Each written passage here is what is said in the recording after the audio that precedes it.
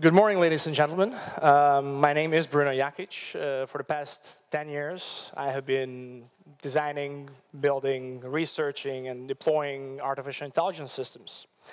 And today, I would like to talk to you about smart objects that are increasingly around us, and that when they have internet connectivity, we tend to call Internet of Things.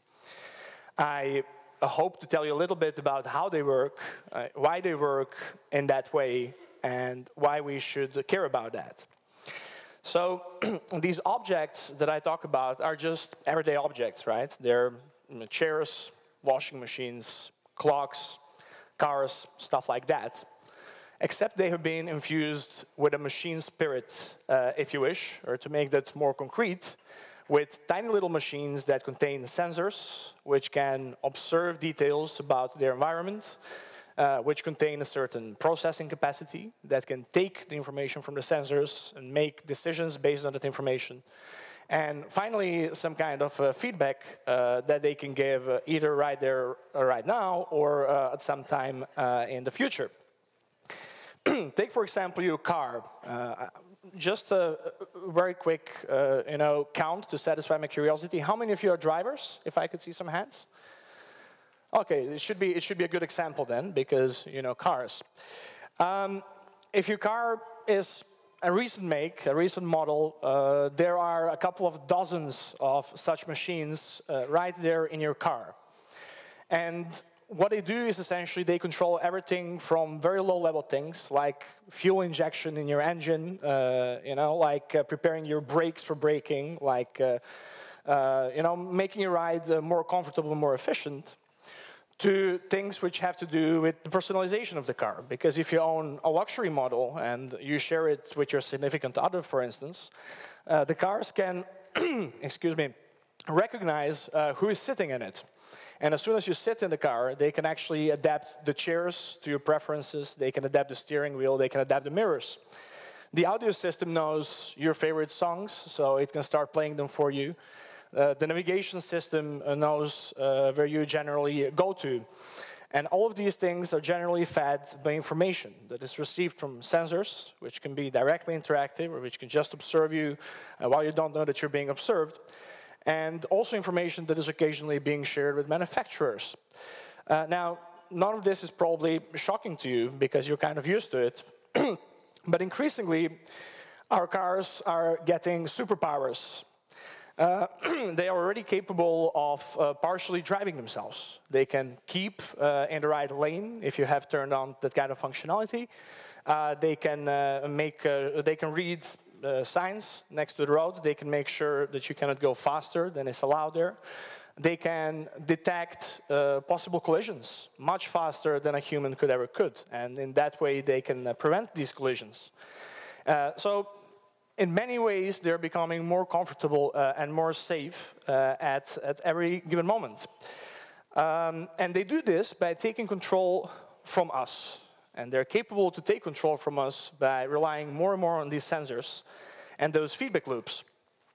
So this is not only made possible that the cars, by the fact that the cars collect all this information, but also that by the fact that they can share it. And the way that this works is generally by applying models. So the information that is collected from the sensors is put into a particular model. A model is nothing else than a collection of rules that says what a particular tiny machine in your car should do under what conditions. So we can take the example of your windshield wiper, right? It's connected to a sensor that senses humidity or rainfall. It has a certain decision capacity that says if it rains really, really hard, then you should turn on the windshield wipers to a much faster speed than otherwise. And this is a very simple example of a model. It is one that the humans can make. Now, it would be quite impossible for a human to create a model manually for a car that could drive itself, which is what we eventually want to achieve. Because the amount of information that comes in is vast. They can be millions of data points. So a windshield wiper only has one data point, or as we mathematicians call it, parameter. A self-driving car has to deal with millions of data points that come in at every single moment. So the way they approach this is by employing a methodology called machine learning. They have algorithms that can take in data, and from this data, they can reach conclusions by themselves about what should be done under what conditions. So if we, again, take the example of the windshield wiper, and we want to approach this from a machine learning way, then instead of simply telling the windshield wiper, if it's raining harder, you should turn it up, we would drive the car around, perhaps in a simulated environment, and we would record how hard is it raining, or is it raining at all, and how hard has the human behind the wheel set the windshield wipers. And from this collected information, the systems then are capable of inferring by themselves what should be done under what rainfall conditions.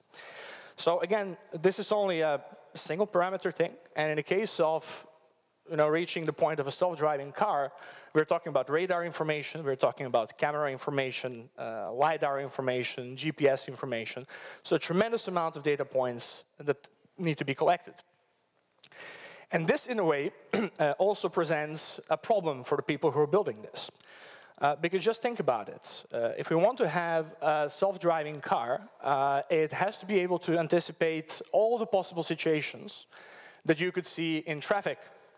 Obviously, if the car is only learning from your experience, the car could only act in the situations that it has seen with you, which would make it entirely useless indeed.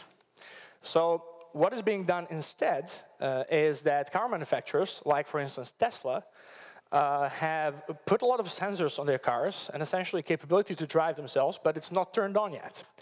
What happens instead is that these cars are driving around with the sensors turned on. They are watching constantly. They're recording constantly what the situation is and what the people are doing in that given situation.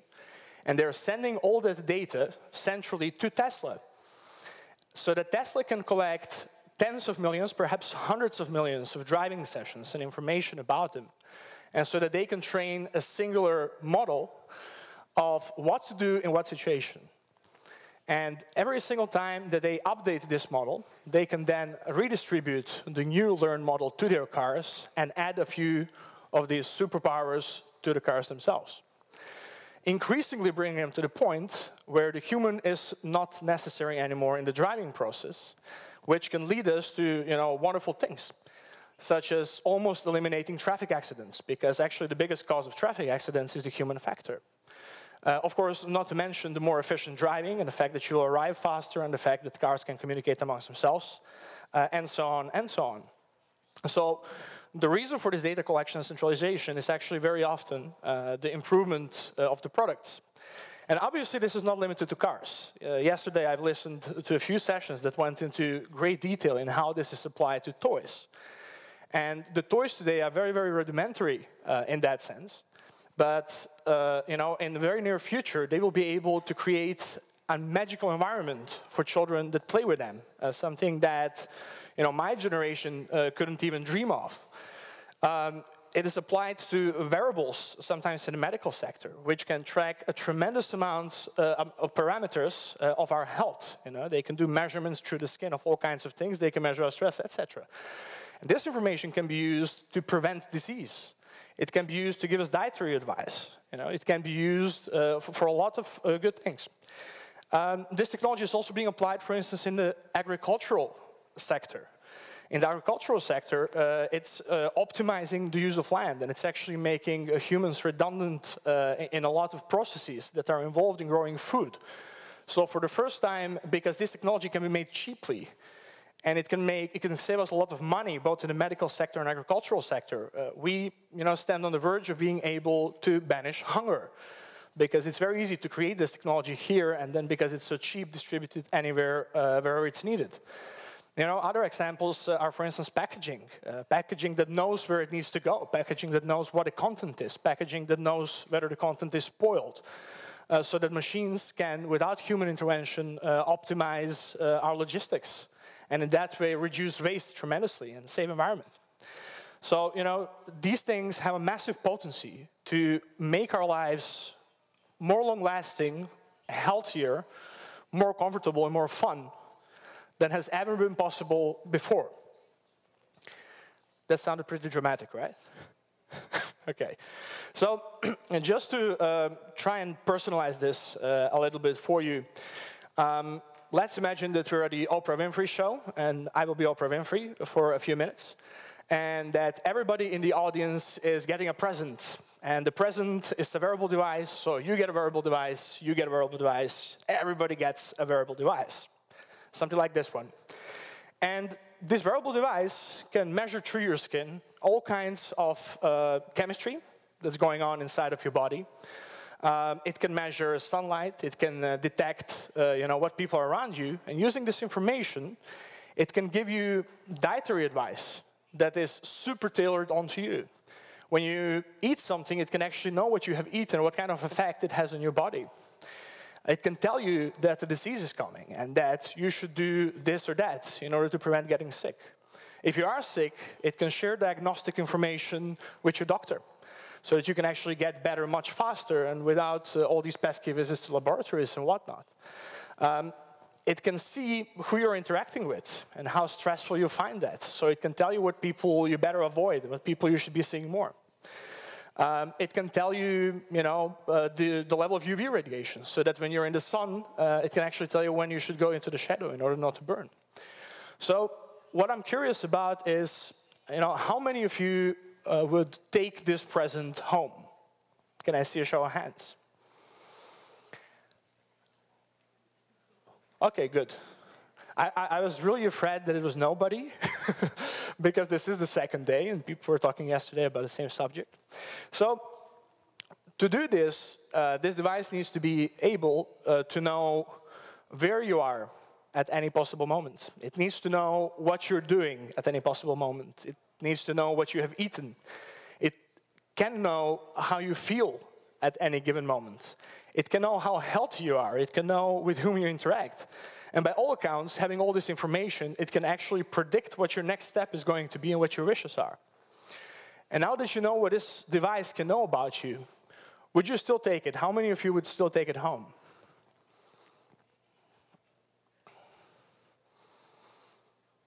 Well, you have been trained well over the past day. For the two people that have remained, would you still take it home if, for instance, your spouse or your significant other would have access to that information? Maybe. What about your employer? All right, the government, anybody? Right, so what really matters is who gets access to this information and under what conditions, right? And the thing is, with a wearable device, you get a choice whether you want to wear it or not. So if at some point you want to opt out, you can take it off and you're gone. The world around us is increasingly built in such a way that you're being monitored by thousands of devices that you know nothing about and that you're not warned of. And I can give you, 2 or 3 examples. In the Netherlands, where I'm from, by the way, a few months ago, there was a whole scandal about public transportation in The Hague, because the local transportation company had equipped their seats, their chairs, with microphones. And they didn't tell anybody. And the reason that they did that was to detect possible violence. So the microphones were listening to everything, but the only thing that they were detecting was raised pitch in the voice and then some other factors that indicate aggression, so that they could send security crews in time to be in the right place and prevent escalation, which is a great and noble goal. But first of all, they didn't tell anybody. And second of all, these microphones are recording everything. And if I am the Hague Public Transportation Company, and we have these magnetic cards that are generally name-bound in the Netherlands when you take public transport, then I know who has checked in into that particular vehicle. And if I have a voice print of them anywhere, I can actually identify them on these recordings, and I can know what they have said. So, whatever I want to use this for, I have access to information that people don't know they're giving. Another example are billboards, and this was a scandal in my hometown, just below Amsterdam, 2 weeks ago. And funnily enough, it's also something that I graduated artificial intelligence on back in 2008. These billboards, while you're looking at them, they're looking at you as well. And they're looking at the amount of attention that you're paying to the commercial itself, but they're also extracting other information about you. They can estimate fairly accurately what your age is. They can estimate your gender. They can see whether you're wearing glasses or not, and they can actually see your emotional state. And they can use this information ostensibly in order to show you in real time commercials that are entirely tailored to you. And you don't know that it's happening. And shopping malls increasingly, I think even here in Poland, are using localization technology ostensibly in order to count how many people are in any particular store in order to optimize the pricing of the real estate. And the way that that works is they send weak radio signals, and then they can intercept people who are walking around, and that they can trace you in real time as you're walking there.